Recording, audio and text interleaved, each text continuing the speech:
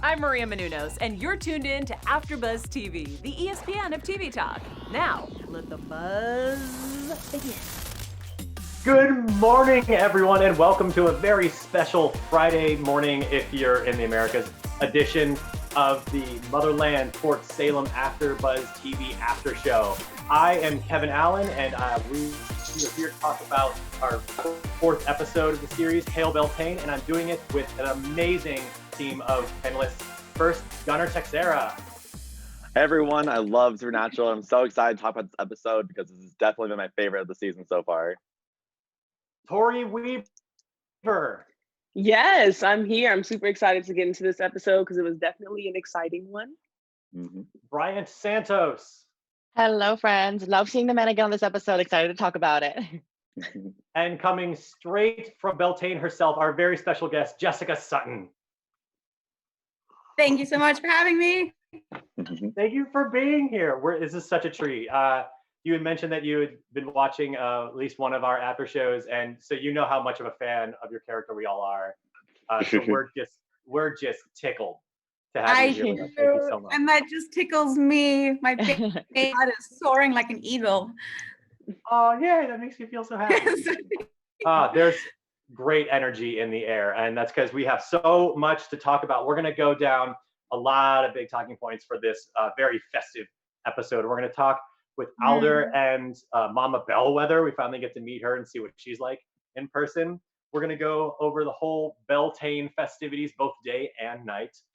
And I want to close our conversation talking about Scylla and the Necros, because there are some really big revelations happening toward the end of this episode. And make sure you guys are staying tuned the whole time, because we're going to have a little chat with Jessica here since we are being graced with her company. But before we get into all of this, guys, what'd you think of Beltane? We got to have a fun episode away from boot camp. I just have that song in my head. I just love the song. That wasn't, by the way, that wasn't the song that we initially choreographed the dance to. Okay. And that was actually done. I think that was one of our, that was Kevin Masick, our executive producer of the show. He kind of snuck us a peek at the edits, I think, while we were shooting episode 8. And he was just saying that it just needed a little bit more oomph. And so that ended up being the song choice. And it was edited together like, that could have just been the original song. But the dances were incredible. So I still have that song in my head. Well, yeah.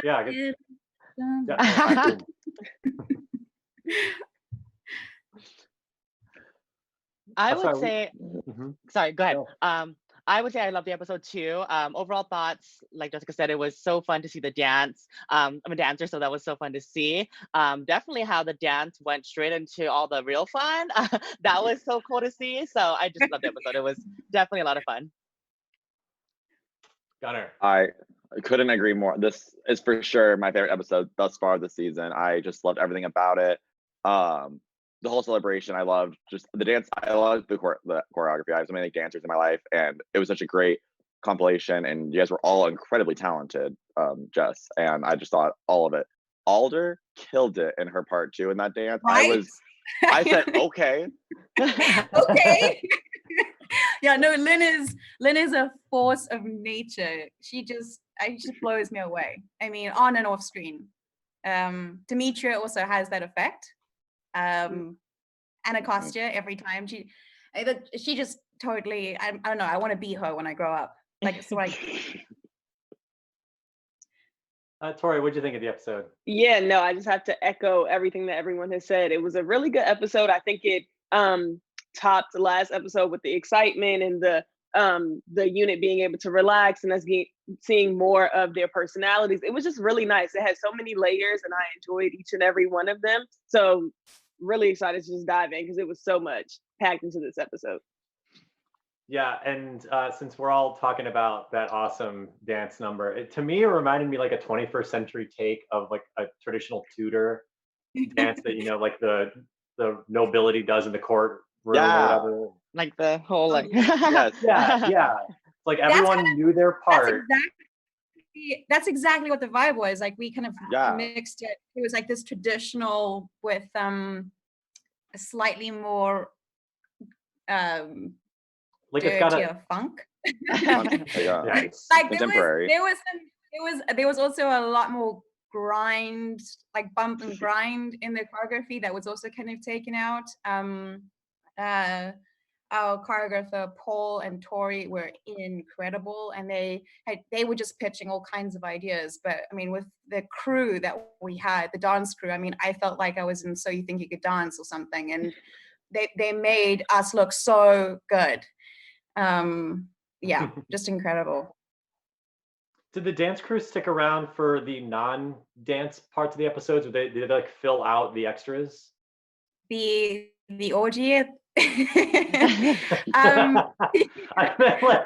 meant like as people were just like chatting and mingling beforehand. But yeah, sure, why not? A little action on the side. No, they kind of we did the dance, but we did actually go straight into shooting that. That was all one day, but they left straight after the dance. It was the dance kind of pretty much occupied most of the morning through to late evening, and then just as the light was going, I think we were just rushing to kind of, get that perfect silhouette light that we could then shoot moody. Honestly, I didn't even think that they had brought in professional dancers to fill out the group of guys and gals that had been all occupying the festivities, because there were so many recognizable faces in that number, yours included, that just everything blended so seamlessly. I just assumed everyone on the set could dance, just like oh, how fortunate for us that everybody has talent. Well, that was how we were. Yeah, I think that was how it was. We were supposed to feel. I do remember that there were a few extras that kind of, especially as Kai and I kind of leave, we're on the bridge and we're kind of going into, going to a frozen tree. But yeah, that was. I think there was a few extras kind of running behind to try and just make it seem like we had just come off the dance floor. Yeah, there was just so much detail with with kind of, especially that episode being Beltane. I remember reading, I think it was episode 2 at the table reading, and then Elliot kind of dropped in that there was going to be this dance number, and we were like, there's going to be a dance number? I mean, we're a military witch show. We can't get cooler than that. And they're now going to add a dance number? And I'm like, whoa. Which episode is this? And then he was like, it's episode 4. And from that, I think everyone was just kind of like, episode 4, it's going to be, the big one. And it definitely felt that way. The build-up was huge, and it was definitely not an anticlimax. I think we were all just kind of waiting to see how we were going to, especially with the love scenes, and how they were going to do that.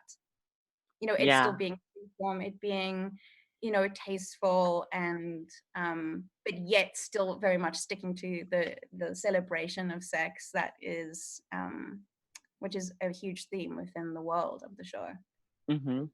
I think this is definitely your episode too. Like, you just really shined, your character really got to shine, and we're so happy to have you on for this episode to talk about all that fun stuff.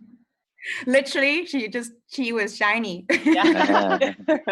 I love how the fans are. I mean, I think they've dubbed Tally as the baby brigade, like captain of the baby brigade, and I just love their fierce protection. And I was just thinking about it. It's I think it's testament to how I mean, playing Tally was a gift. It felt like a love letter to my 10-year-old kid self, and her just being the innocent. And I think everyone just feeling, the love, the fan love in particular, is coming from a place where I think they can resonate with that innocent self, and they want to protect that in themselves as well. And you kind of just know that growing up brings a world of hurt, and that kind of kid is going to learn some tough lessons. And kind of just wishing that we could somehow preserve that, and still just want to be that 10-year-old self that wishes and believes that she could save the world, So I think that's super special. But on top of that, her being the virgin of the group, I knew it was coming. I knew it. by the pilot, I was like, yep, okay, there's gonna be a scene where Abigail is going to take her under her wing, and there's gonna be a lesson of some sort of demonstration. But yeah, by the time the boys arrived, it was kind of, okay, I see where this is going. I see where this is going. What I loved about this episode and the whole brigade dynamic that you were kind of alluding to was I felt like this was the episode where you have bonded. This wasn't the one that maybe had the catalyst that like finally got the group to get together, but I felt like you were a very cohesive unit. You guys were all on the same page. As much as everyone kind of maybe doubted Raelle that she would show up, they also trusted that she would get there, and she did. Yeah. She followed through. Well, I mean, Abigail, she would like have her reasons if she didn't show up. I think the episode really starts on that somber note, especially after Porter's death. And I mean, what Raelle did in terms of the lengths that she went to try and heal him so much so that she was almost dragged down into death herself. Yeah. So I don't know. I think that there's a hope that she's going to be okay at the beginning, but we don't know how quickly she's going to recover, and yet she still manages to show up for Tally and her unit, and understanding that. And I think this is kind of also the backstory that is alluded with Elder, and the behind the scenes, and just the importance of Beltane as being the sacred ritual. And needed more than ever.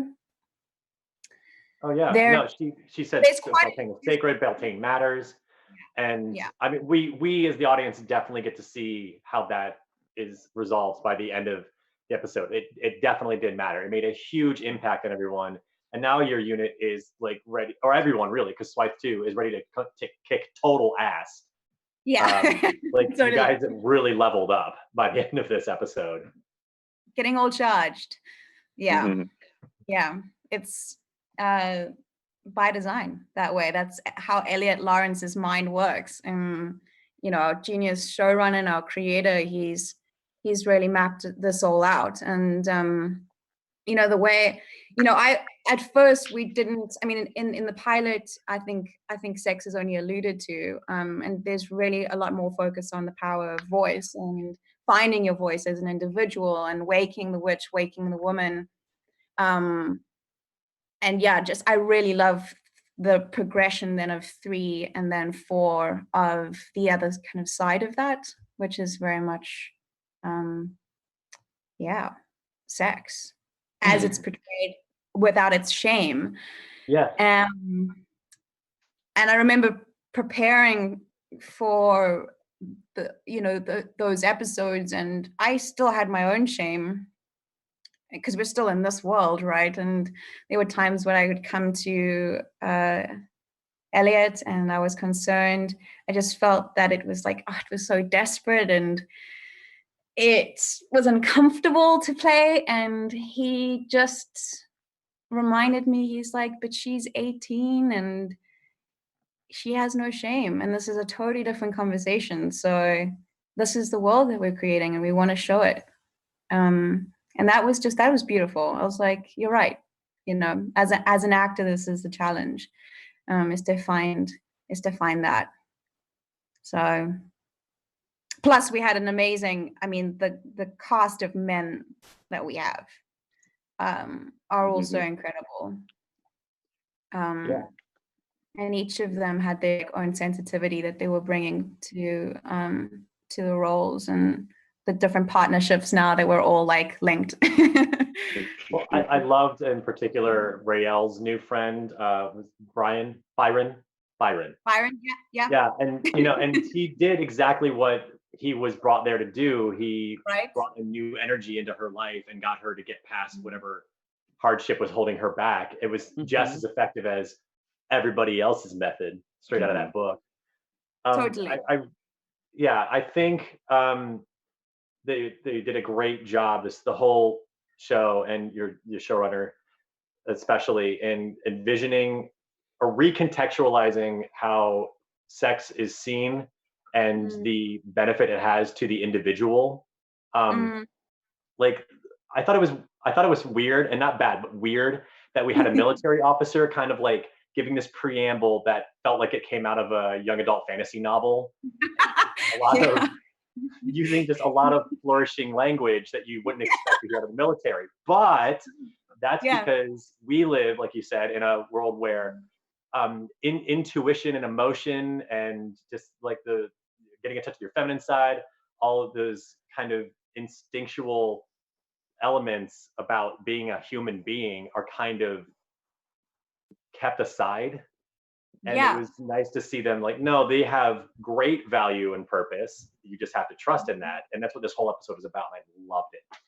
And don't you find, like, I mean, I was always really curious, how do you, so especially the thing that really stood out for me when I read the pilot, and just for me, the refreshing part of there's so many bits, but I think how we are portrayed, like the symbol of the witch is portrayed, that is so beyond like the typical Halloween crone or the temptress that fornicates with the devil. And it's presenting this really positive, empowered, but then you've got this feminine power, right? Which is unmistakable. And you've got this setting, which is typically masculine. And it's kind of like, well, how would you portray a feminine masculine? And I think Elliot just does that, especially with introducing sex as being such an incredible force, and really kind of still speaking into that, that mother nature, nurture, and this abundance, but it's being harnessed into power. I mean, we're seeing in episode 2 when Tally wind strikes that civilian through the window. You're really seeing a force that's not just portrayed as nurturing. It's also very destructive. That feminine rage, right, as being powerful. I want to say ugly, but that's not the right, again, that's formidable. Yeah, formidable.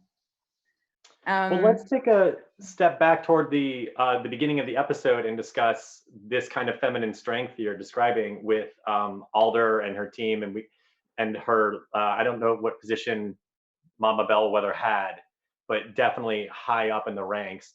And yes. we've been discussing on this show, like, okay, who do we trust between Alder and Quartermain? And now we get to see Mama Bellwether. So I want to throw in my panel here. After that conversation about whether or not they should continue with Beltane and what actions we should take regarding this spree possibly having infiltrated the base, where do you guys stand on who to trust? Toree? Go ahead, Toree. Toree's so ready. Toree, ready. I don't really think, okay, we all know that I don't trust Alder. We already know. I still don't, but I think that both Bellwether and Alder both had the same, I think they both brought good things to the situation. Bellwether was correct that, us from the audience know that Scylla is a part of the spree and that it was important to try to figure out what exactly was going on. But then Alder kind of saying that the reason that we have this is to strengthen the unit and to strengthen the camp as a whole, in order to combat whatever issue we may find. I think they needed both of those things. Like, I think the process that Anacostia came up with implementing both, we're going to do a sweep of security while they're out on the field doing their thing. I think that was a good compromise between the two ideas, and I think both of them kind of had the same end goal in mind. I still don't trust anyone. So it didn't really, it didn't really do anything. And I also feel like Alder, and I could be biased because of previous episodes, but it didn't really seem like either of them wanted to compromise. I think Anacostia kind of jumped in and forced the compromise. I don't know if she wasn't there, if they would have came to some sort of agreement, it probably just would have been, whatever Alder said, because she's obviously higher in command. So I don't know. I don't trust her still. I kind of feel the same way. I think that everyone, like, in the end, made the right choice by compromising and kind of doing both things. But at the same time, I can't figure out who wanted to do what for what reason. So I'm like, I don't. Y'all made the right decisions, but I don't trust you either. Gunnar, what are your thoughts? this is the episode that I just fell more in love with Alder, with her whole like story arc for the rest of the episode. But this is where I feel like Anacostia really got liked by the fans, I think, more, because she was the compromise and the middleman, and I think that's who she plays to Alder. She plays the one that's kind of like, okay, this is what she's saying, and it's really intense, but like I'm gonna like translate it so it doesn't sound so harsh, because Alder has that years of generation and like years of experience that's like, I don't really care if I hurt your feelings. I'm gonna tell you what I'm thinking and what's like needs to be said. And Anacostia is gonna like public relations it almost. And Mom Bellwether, not my favorite. I don't really trust her because, well, I think I more think that she. I think it's more that I think it's more she's just so too mission oriented that I'm just like, but you got to respect the tradition. And I love that like Alder wanted to keep the celebration, keep the morale. I think that's so important in like the military environment and keeping those kind of experiences, because you want to keep that positivity. It's not all work, especially not in Motherlands. It's all about work and fun. Mm-hmm. Yeah, she strikes me as the kind of military tactician who's more about like how many ships do we have, not about the quality of our people, you know. Which I mean, it has to have value. I can only imagine it does in strategic planning, but she's got to understand that it's what's that old wartime quote? It's wars are won by not by weapons but by men, or something like that. It was in Captain America. I can't remember. Anyway, Bryant. Well, I want to chime in too, definitely, because I mentioned before that I didn't trust Anacostia, but I agree with Gunnar 1000% that I really grew to like her in this episode. I think Alder just wanted to continue Beltane because she wanted to get hers, much like everybody else up in there. Because I saw her with Witch Daddy and the biddies up in there. Like, I saw her getting hers. So I 100% agree that there was definitely everyone's different motivations behind wanting to continue. Alder probably for more reasons than one.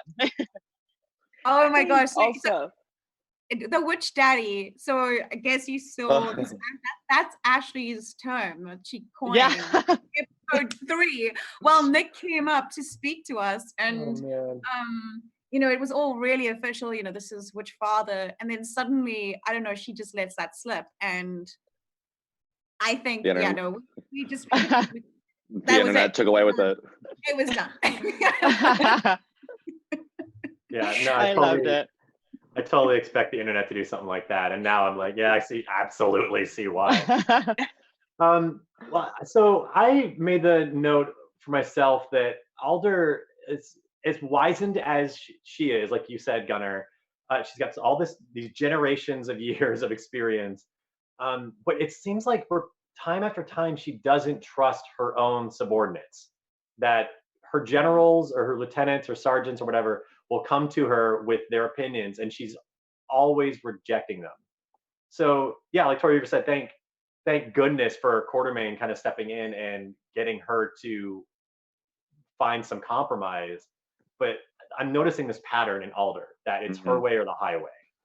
And so now I don't know whether to trust her, not necessarily because I think she's got like ulterior motives, but I'm not really trusting her judgment anymore. That's very true. It's so painful.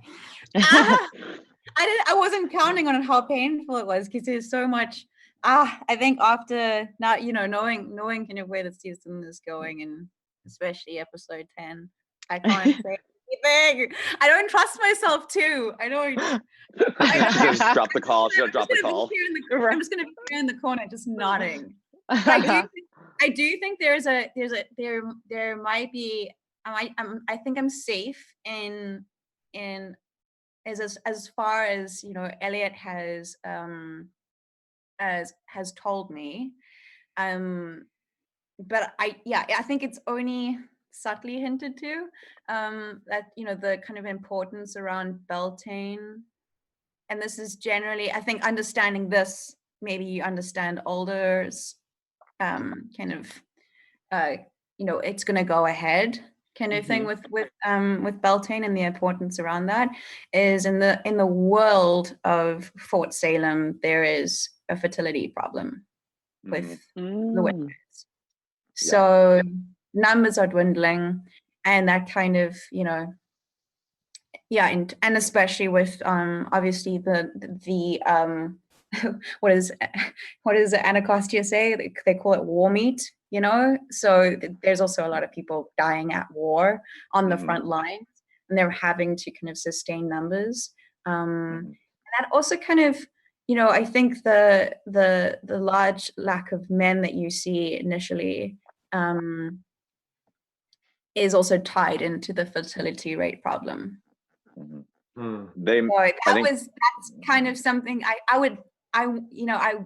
think it's only hinted to. It isn't kind of maybe if there's season 2, we'll be able to dive into it more. But that was something that was pretty important, and kind of what the whole cast knew going in, of the importance of Beltane and the participation. As Mama Beltane, Jill Morrison doing his best. Yeah, she's so great. I loved sharing screen with her. I love that moment with Tally and her. She's just okay, I gotta talk to you. And I'm like, I felt that personally. I'm like, all these like don't mess with my man by Nivea moments. She's like, that's my man. I want to get him. Like, but don't you love it? She's kind of just like, let it go, you know? Yes, she's like, trust the process. No, we actually have a little problem. But I want that one. And then it's not like satisfying Tally at all, and she just like springs off to Abigail, who also kind of basically says the same thing in her wisdom. And I love that line. I think although I do think my favorite line is that, we get it, you're having sex. I think that's my favorite line of the whole show. Maybe it's just the comic timing of that scene between those two. And just kind of, you know, having now seen the episode, it just really it's beautiful. Kind of, it just gives that comedic life to it that you need while we're all having sex in the bushes. Well, I loved how this episode was both hot and heavy. There was a lot of really serious, important stuff happening in the background that the whole unit was completely unaware of. And so it was balancing out for the audience. Like, we got to have this light, colorful, playful scenes intermixed with these darker, much more serious ones. It was just a really well-rounded, awesome episode. So on that note, let's get into some of that dark stuff. And so Scylla and the Necromancers, which is the best band name I can come up with this week. They are continuing their work while Beltane is going off. This was part of that compromise that we're going to get to the bottom of this investigation and see if we can get some interrogation out of this corpse. I loved seeing Scylla sweat, so I was all for that. What about you guys? Gunnar, you got a big smile. You on my side with this? I thought this was, because I loved the way the episode ended too, that like how, because it kind of like how the whole scene played out, and then with our like ending, I was like, whoa, like it just like fit really well with me. And I liked the conflict. I thought it was gonna be much more gruesome. Like the bird scene grossed me out already as it was, but I thought like almost the corpse was gonna come a lot more alive, and I was like, I'm not ready to see this corpse start talking and walking. And it was much more just like almost like a puppet, like almost like a megaphone for him. And I thought watching her sweat and almost be confused, I liked that, because I was like, hey, this leaves good development for later. Be like, how did she get away with it? I thought she had pulled it off, because she was clearly trying, like, she irritated me so much. Like, I was not going to try to raise the temperature, and I was like, no, she's going to get away with it. And then they caught her and brought her into the room, and she made that last ditch effort to like marionette him or whatever. And I don't know if it was actually her doing it or one of her spree superiors.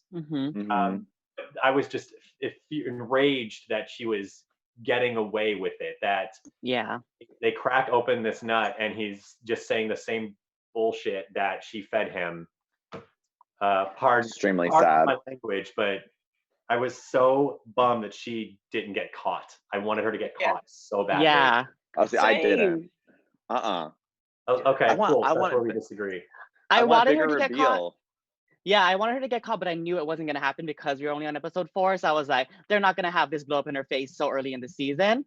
And there's so much development, like, what you saw with the spree, that there's so much more that she has to do. So they're trying to plant those seeds. So we do see that. But I totally echo you guys when I was like, oh my God, she's going to raise the temperature. She's going to get away with this. And then, of course, she did. So, but I also think it's an interesting point that you mentioned, Kevin, about did she really like marionette him, or was it the spree, or was it just the way they kind of like flip the situation where he kind of did, lie about it? So it's definitely interesting to see.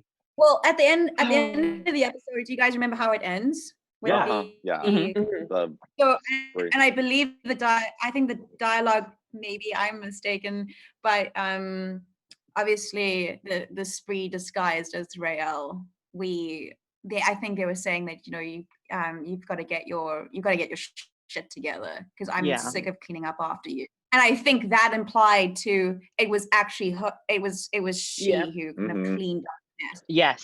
Scylla was expecting to be found out, and she was just surprised when Porter said what he said, which was like, "Yes, I did kill myself."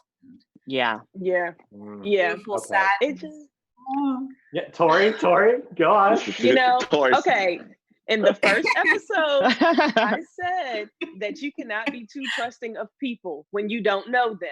Now, this is if Rael, I love her now. She's grown on me, but you just cannot, you never know who you're dealing with. And I think this is just a sign of that. And now we got to watch the next episode. She's probably going to get herself invited to the wedding. Now, that also rubs me the wrong way because you cannot just invite people into your house. You don't know who they are. Then RSVP. And not a wedding. Exactly. And she already told Rael, like, you can't invite a +1 because you're already my +1. And I said, exactly. You are here. You sit there and eat your salad. You don't come in here and bring somebody else. And so it is just going to irritate me because I think it just might be me, but I am just not that trusting. I just know. And this is the reason why, because you never know what balloon is controlling them. You just can't. You cannot. So I just know that like she's gonna, she got away with it. The guy didn't say anything. So now they're gonna think that like she's just this great girlfriend and it's just gonna irritate me for another episode.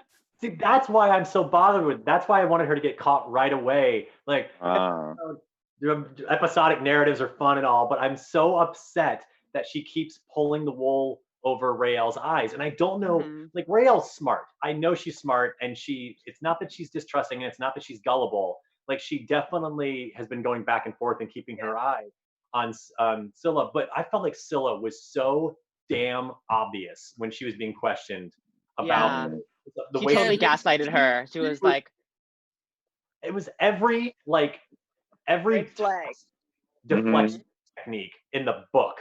She threw toxic one after the other, and the red flags. So, but I gotta remember, she's like 17. Kevin! And I was 17. Love makes she's in love. Blind. Love makes blind. Love cannot be that blind. Rael needs to put her glasses on because you don't have time. But Rael's never felt love like this. Rael's never felt love like this. She's never felt some love that she does for Scylla. Now they're gonna bring all this drama to the Bellwether wedding, and y'all know I love these Bellwethers, and y'all gonna mess with this wedding. I knew that's the only reason you cared. And I do not appreciate love that. episode 5. So excited.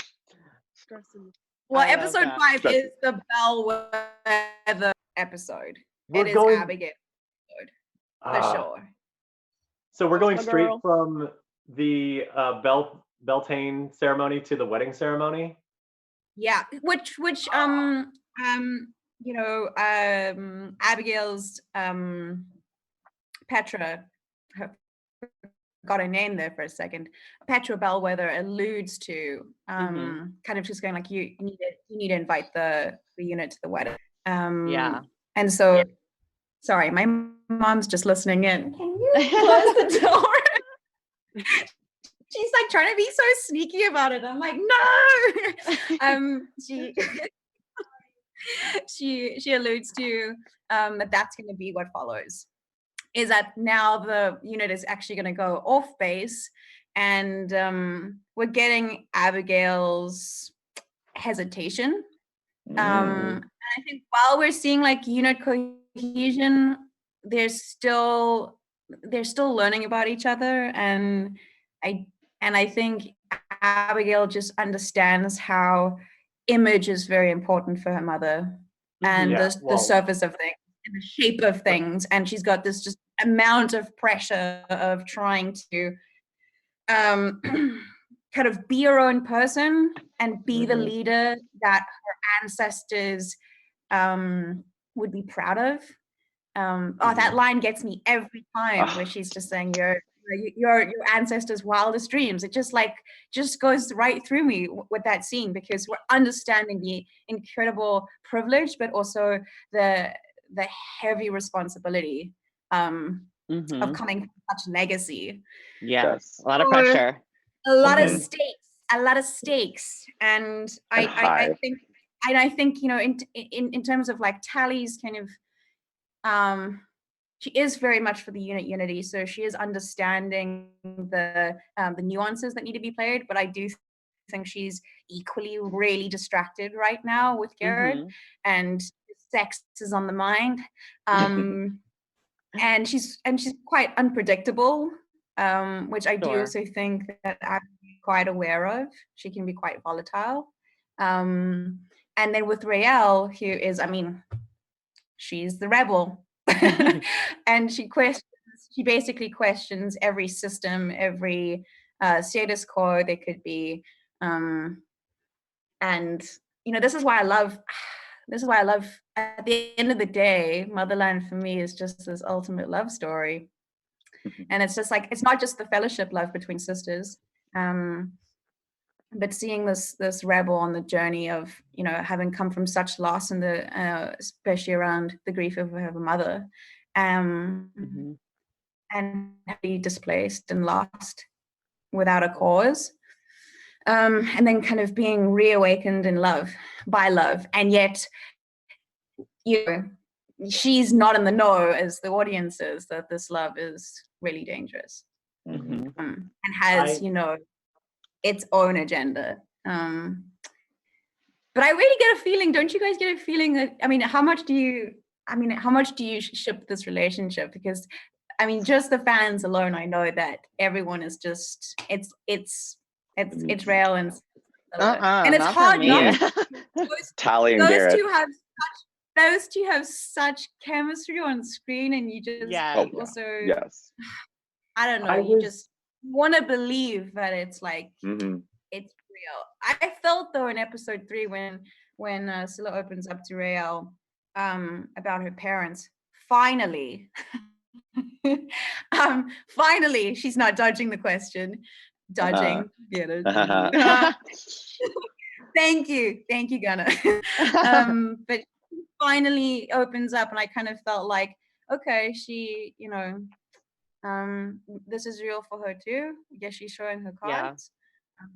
But I don't know, with the way episode 4 ended with one of her colleagues finding her and threatening her, that, you know, you're still very much reminded that you know, Scylla is here for a reason. Well, and now I'm concerned that there's someone kind of at her back, maybe forcing her to do stuff that she doesn't want to.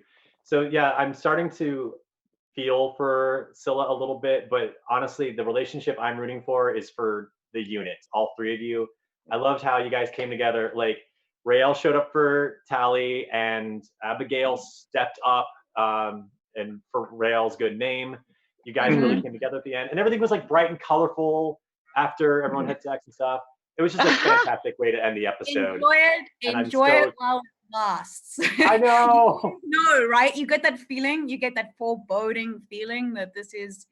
And I actually also felt, just even on the actors front, like this was going to be, you know, the episode that we were all going to kind of just catch our breath and have a moment of color before all hell breaks loose.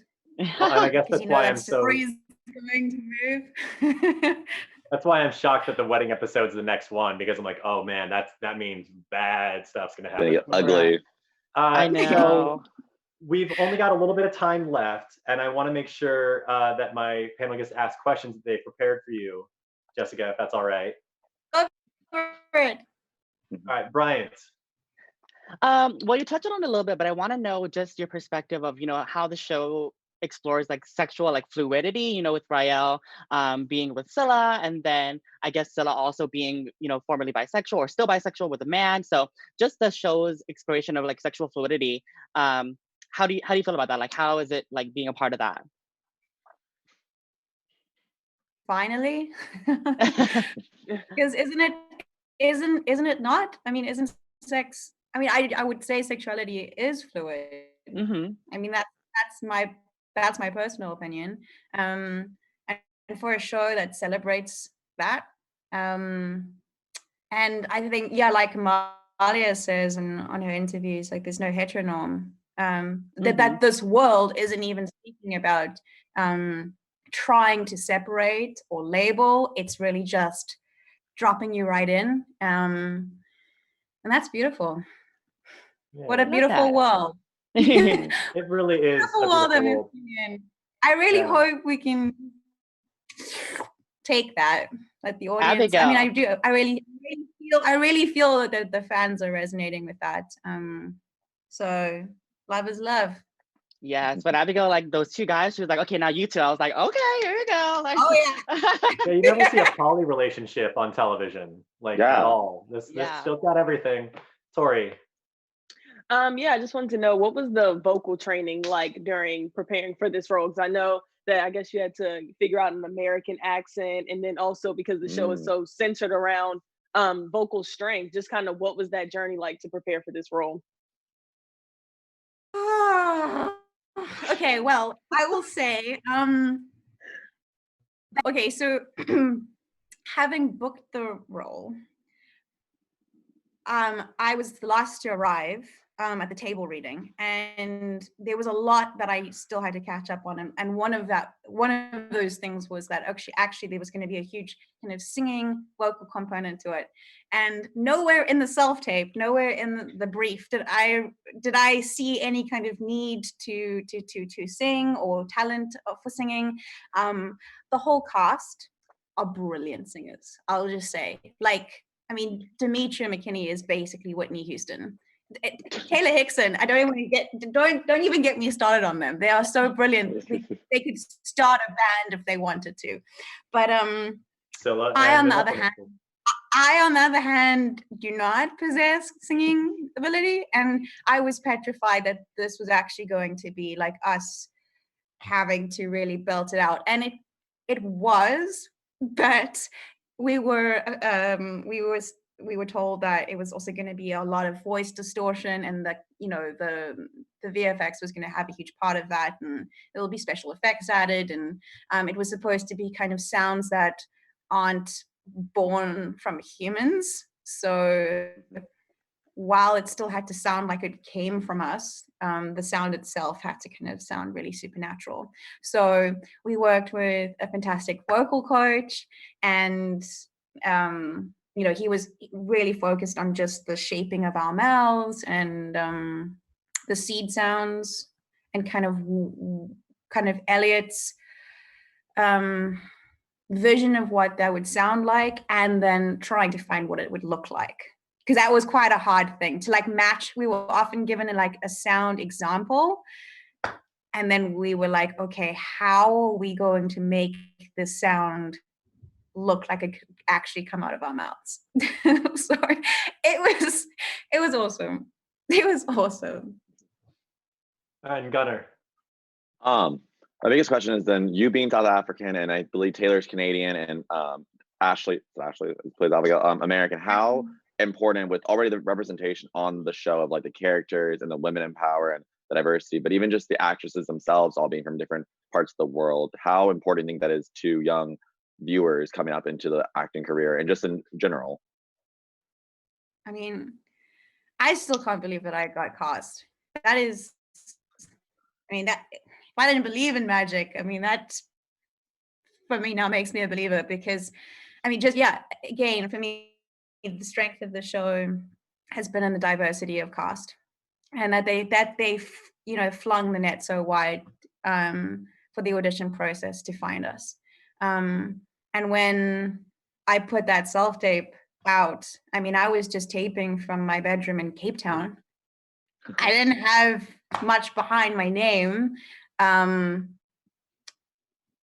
the kissing booth had given me definitely some kind of elevation in terms of that the show was receiving a lot of success, and I was able to obtain international representation because of it, and therefore got the self-tape for Motherland. But I mean, you don't think the chances are in your favor. So, you know, I think most actors are just trying to keep their, you know, trying to protect their hearts from disappointment, and you know, they're just trying to put the self-tape out there in hopes of, and